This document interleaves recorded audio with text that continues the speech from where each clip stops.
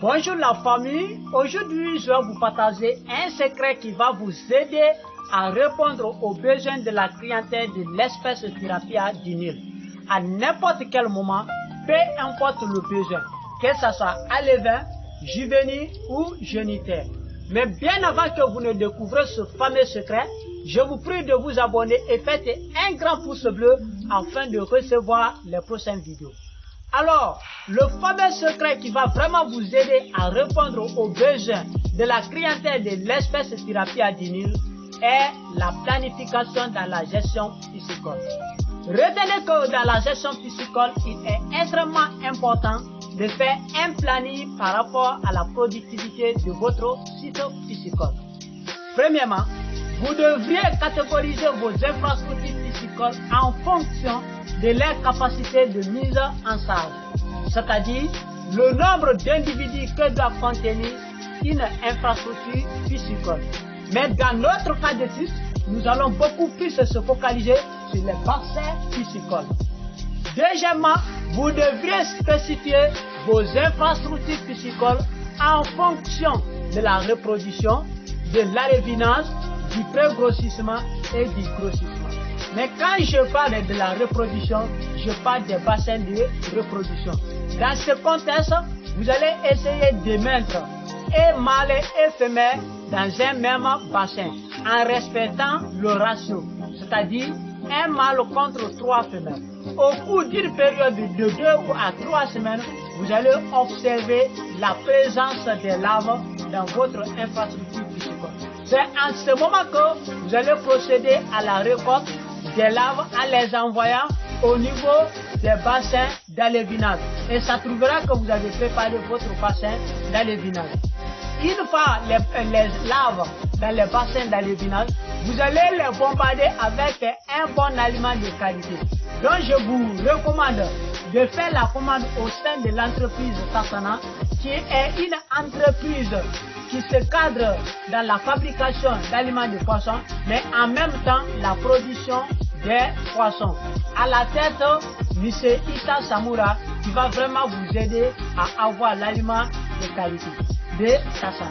Une fois que vous bombardez vos larves pour obtenir les alevins, après l'obtention des alevins, vous allez les envoyer dans les bassins de pré-grossissement. À ce niveau, vous pouvez leur donner aussi un aliment de qualité dont l'aliment est Tassana, ou bien d'autres aliments, ça peut être ranafiche, ou bien autre type d'aliments. Mais je vous recommande de commander ou bien d'utiliser l'aliment Tassana.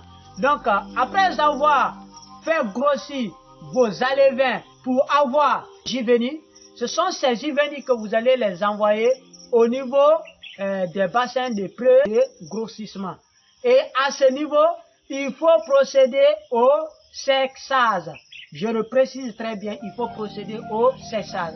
Si vous ne faites pas le sexage, vous allez confondre vos bassins de reproduction aux bassins de grossissement. Parce que vous voulez faire grossir vos poissons pour avoir un poids moyen élevé. Ça peut être 500 grammes, 600 grammes ou 700 grammes. Et c'est le que la plupart des enfants, à l'âge juvénile, ils ne peuvent pas vraiment faire les séchages. C'est pourquoi je vous prie de vous abonner pour recevoir ma prochaine vidéo qui sera beaucoup plus concentrée sur les techniques de séchage. J'espère que quand vous suivrez cette vidéo, vous allez quand même avoir la technique pour faire le séchage à n'importe quel âge, surtout l'âge juvénile.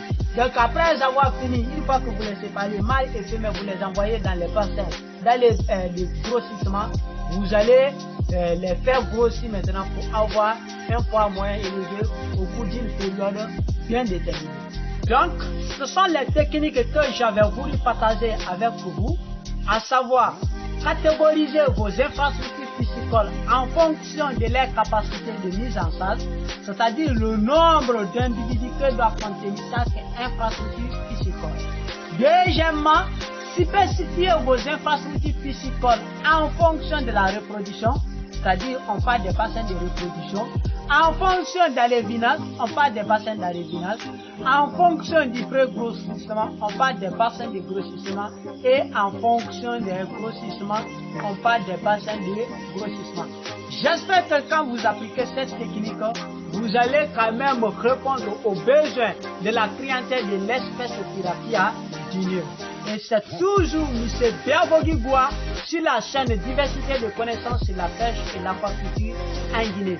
Et surtout, n'oublie pas de composer www.magwe.net